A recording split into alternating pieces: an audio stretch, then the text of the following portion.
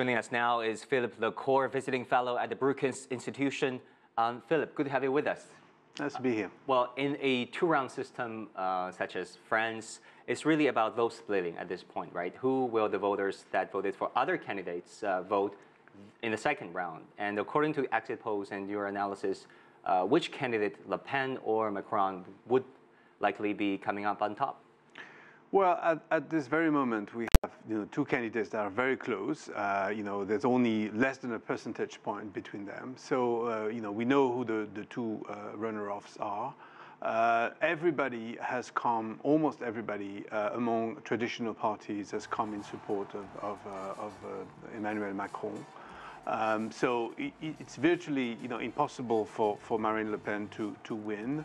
You remember there was a terrorist attack a couple of days before the election, and that didn't really affect the result too much. I think, he's got, I was listening to his speech, he was embracing, both left and right-wing parties, which is very unusual for a politician. But in his case, he's been making this case for quite some time now, that which France needs a kind of new type of governance.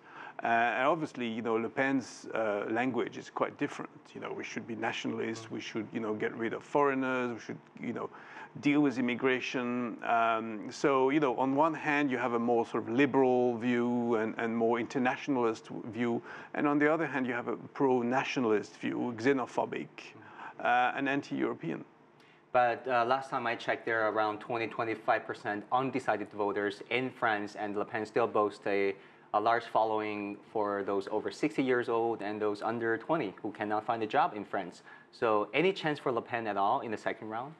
So the thing is, if you're looking for a job, voting for Le Pen, how can she help? It's the closing the borders, leaving the Eurozone, leaving the European Union. Nobody really, no serious economist or analyst has ever said that this was the right way to go about.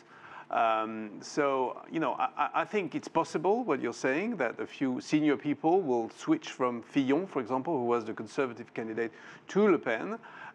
Which is why she'll probably have close to 35% maybe, which would be quite a success for her or for her father, who made it to the runoff in 2002.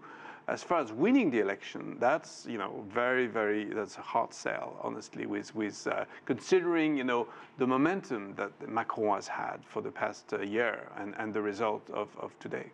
Let's talk about this first round election in general. We saw that the preliminary results really break a French pattern, a decade-long pattern where either a left party or a center-right party dominate the political scene. What do you attribute this to? What did this result say about the French society today?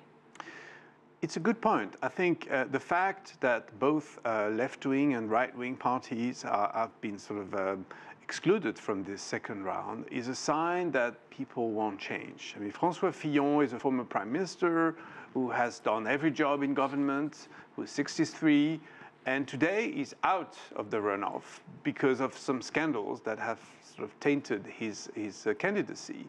The socialist candidate, a man called Hamon, who is now out as well, only made 6.5% of the total vote.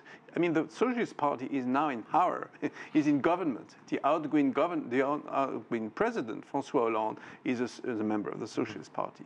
On the other hand, you could argue that François Hollande is actually quite smart because Emmanuel Macron is his former minister, economy minister. So he may, there may be some reason why Macron is there, which is also, the support given to him by Hollande and by the current government.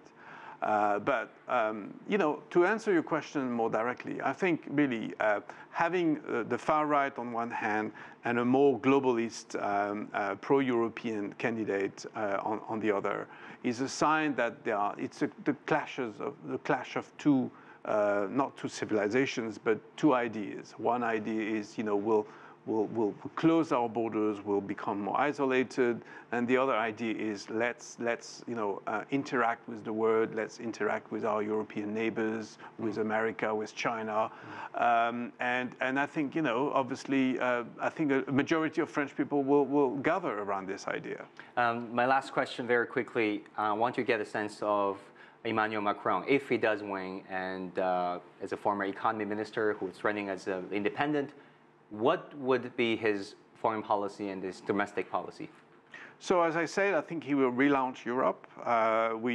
Europe badly needs a strong president because France has been sort of behind a little bit economically, and Europe cannot get restarted without Germany and France. And France is an essential partner. And I think he'll interact with the rest of the world. He's a fluent English speaker, and he has traveled around. He was an investment banker, so there's some similarities with the U.S. president. It's about the only one, to be honest. But I think it's good news for the young French entrepreneurs. They recognize themselves in such a figure. Let's see what happens in 2 weeks' time. Thank you so much, Phillipe.